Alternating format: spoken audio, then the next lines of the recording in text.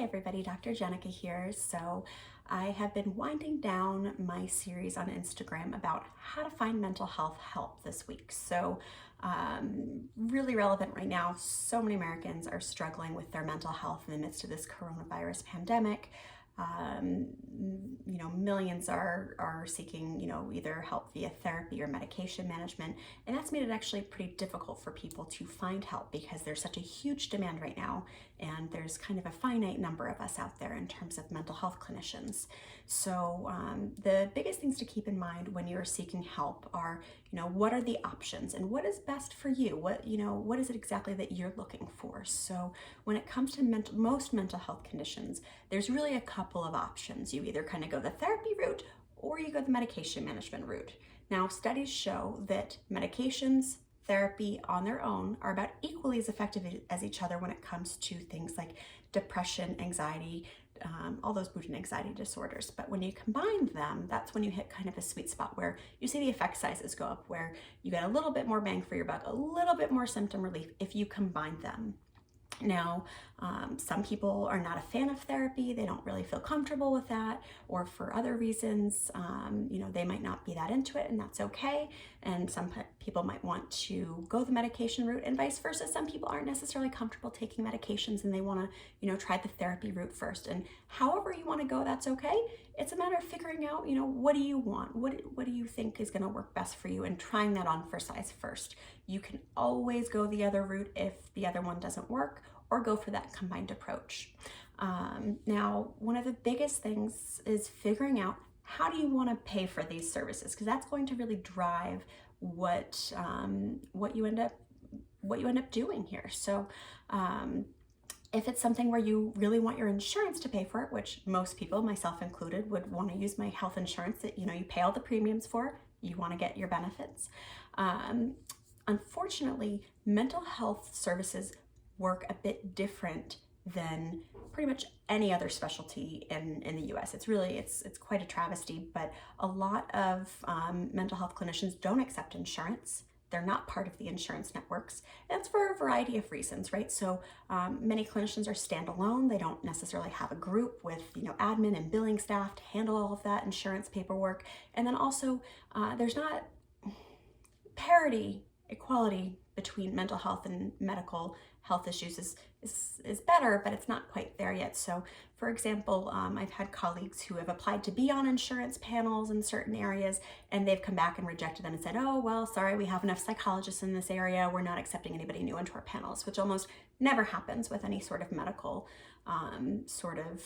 specialist. So there's a bit of work to be done in terms of mental health services still. Now, once you've figured out, is this something that you can pay out of pocket for, or is this something that you might want to pay out of pocket and then seek reimbursement, or just go through your insurance? That kind of levels the playing field a little bit in terms of next steps. So when I say paying out of pocket, that basically means that you're either covering your clinician's bills in full and either seeking reimbursement back through your insurance on your own, or just paying the bill and footing that on your own and leaving it at that. So there's a few different reasons why somebody might want to pay out of pocket. Namely, it's a lot easier to find somebody because there's less of a hassle to get in. They don't have to wait on any paperwork from the insurance. Most plans don't require pre-authorizations now for therapy, but some do, which means you have to wait to hear back from the insurance company, that sort of thing.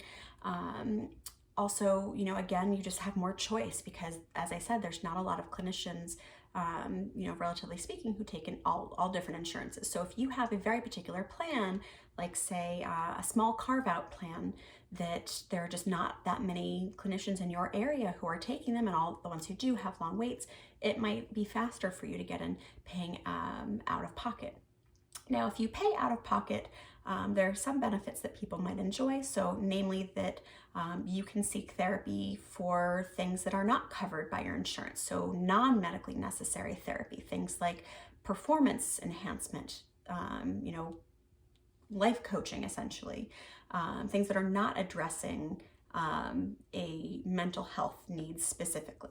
Now, if there are other reasons people also might want to pay out of pocket, things like privacy, things like life insurance, namely because if you are seeking therapy or if you are seeking help with a mental health clinician, you will typically be assigned some sort of mental health diagnosis because, again, it has to be considered medically necessary for insurance to cover it. So there's really no preventive therapy, no preventive medication management, right? It's all considered treatment for an underlying medically necessary sort of diagnosis. So, some people, they just don't want that in their, their medical files.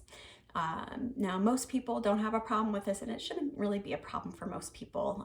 Depression and anxiety are some of the most common diagnoses in America.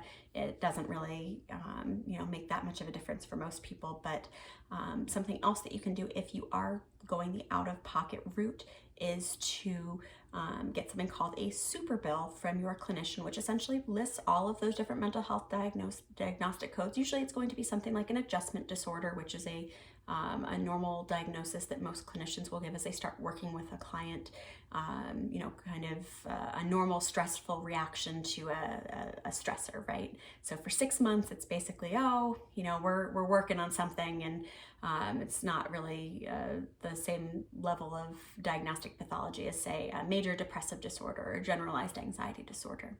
It's something that we expect for most people to encounter when they have a stressful life situation. Now, if you do go this out-of-network route, you have to know your benefits, right? So if, say, your insurance has out-of-network benefits, usually those will cover somewhere between 70 and 80% of the costs of your therapy or medication management visit, which means that you will then be responsible for the other 20 to 30%, which may or may not be equal or more to whatever your copay would be if you were going in network. So one of the biggest takeaways here, and by the way, you also have to do a little bit of the legwork here and seek reimbursement to your insurance on your own. So when you go out of network, they give you that super bill, you submit to your insurance, and they will cut you a check and reimburse you for it. But one of the biggest things to keep in mind is that if you are looking to use your insurance, it really makes sense for you to know your benefits, right? So many people will have deductibles, which means you have to pay X amount out of pocket before your insurance benefits will kick in. So if you have a really high deductible plan, like say, $1,000 or $2,000, that means that you're paying for any sort of non-preventive care for the most part, which would be, again, your mental health care is not considered preventive, right? It's considered medically necessary to address some sort of mental health condition. So that would, go towards your deductible first before your insurance starts covering any of it. Now, again, around January, we're still at the very beginning of the year, most people's deductibles have reset from last year. So people tend to have to pay more out of pocket before things like, the copays for your medications and other routine visits and things like that sort of add up, and you get to your to meet your deductible limits. So knowing your deductible is a pretty big deal. Also understanding what your copayments are going to be. So some people will have higher copayments than others when it comes to mental health. For some, it's their normal specialist visit outpatient visit sort of fee, which can be quite high for some people. But for many people, they actually have a different tier, a lower tier of copayments when it comes to mental health, because they understand it's a service that needs to be used more frequently, right? So typically, if you're going to see a specialist for something else like an orthopedist or a neurologist, you're not going every week, right? You're going like maybe every few months or just a couple times or even just one time. So they understand that, having a very high copay can be a barrier to people seeking treatment for that.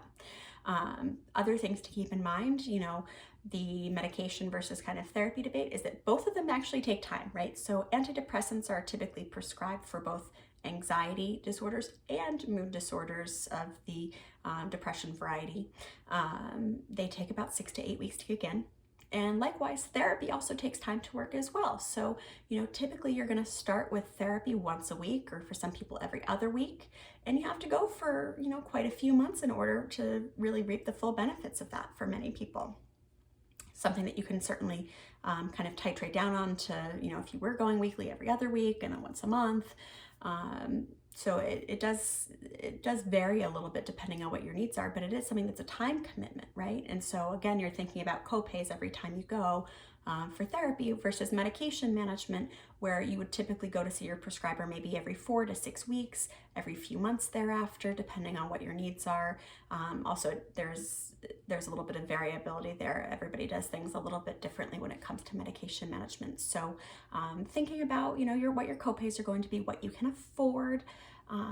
Unfortunately, this is kind of how mental health care works in America, for worse, I suppose, right? So unfortunately, we don't really have the same parity that we have with other things that are more medical in nature.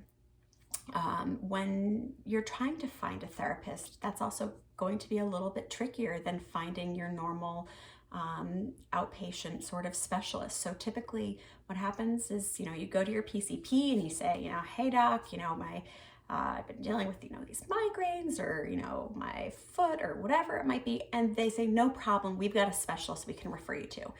They send a referral over and you're able to usually get in. And there's rarely a question of if that person takes your insurance, right? So the biggest thing when dealing with mental health is, first, your PCP is usually the gatekeeper, right?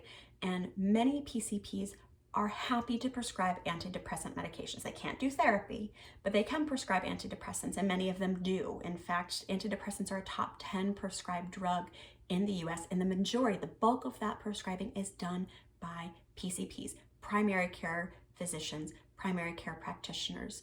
They're the ones doing a lot of that medication management, but they are not specialists per se. Most of them are not specialists. Some of them, they really are up to date on prescribing practices, but for the most part, they're not specialists in that. They're not a psychiatrist or a psychiatric nurse practitioner whose sole area of specialty is prescribing and medication management for mental health conditions. So kind of keeping that in mind, that they could be a good gatekeeper.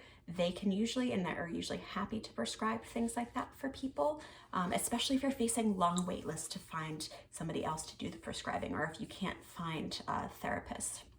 Now, if you're going the insurance route, I would highly suggest that you go onto your insurance provider's directory online. They'll typically have a list of all the different clinicians in your area who are accepting new patients. This is where some of the persistence really comes in. So I would expect, for example, when I make phone calls on behalf of a patient to find a referral, I will typically, as a doctor, make about a dozen phone calls. Of those, maybe 6 will call me back on a good day. And of those, maybe 2 are accepting new patients. So there's some level of persistence involved with finding a therapist, right? The same thing does go when it comes to medication management as well, but kind of keeping in mind that oftentimes these large group practices will have both medication management and therapists. And often what they will say is something along the lines of, well, you have to be in therapy for, a month first before we'll refer you over for medication management. So there's, some rules in place for some of those larger group practices, but they do come with their benefits. Namely, they tend to be on more insurance panels and they kind of have everything under one roof. So if you need medication management, you can typically get referred and kind of stay within their little network that they've created. Otherwise, looking at those out-of-network benefits or other places. So things like Psychology Today I find to be very helpful, because typically most clinicians are paying for those listings, right? So they tend to keep them more up to date because they don't want to stay on there any longer and pay for it if they don't, need to. And you can sort also by your insurance plan, which I find to be hugely helpful. As well as, areas of specialty and things like that. And, I think the biggest consideration is really understanding that this is going to be there's no quick fix, A, and B, there's going to be some persistence involved. You're going to have to make a few phone calls, start with your PCP and see if they can recommend somebody for you. And a lot of different PCP groups will actually have practitioners in mental health fields who are reserved for those PCP patients, especially if it's part of a larger health network. So like around here in Boston, Lahey, they have a whole behavioral health and psychiatry department for their PCP patients that unless you're a PCP patient, you can't actually get in with those clinicians. So they reserve them for their PCP patients. gosh, I mean, there's so much information out there. You know, I hope that I've done a semi-decent job summarizing some of it. But you know, the biggest takeaway here is to know your mental health benefits, know your insurance benefits, and if all else fails, call member services on the back of your card. They can be a really good resource for you. They can help you find a specialist to speak with. They can call around on your behalf, take some of that legwork off for you, and then if things get really dire and you are really struggling to find somebody and you found, you know, somebody who maybe is out of network but you really want to use your benefits with, there is such a thing called a single case agreement, which the clinician and the insurance company can enter into on your behalf, which basically would allow them to see you and be considered in network just for you. So it's a bit of a jungle out there, but please feel free to hit me up if you have any questions. I would be happy to help out. And, you know, it's hard to seek help enough already without these additional barriers, but hopefully, you know, you'll be able to get the help that you or your loved ones need. And hopefully it won't be that complex of a process for you. All right, everybody, take care. Stay safe.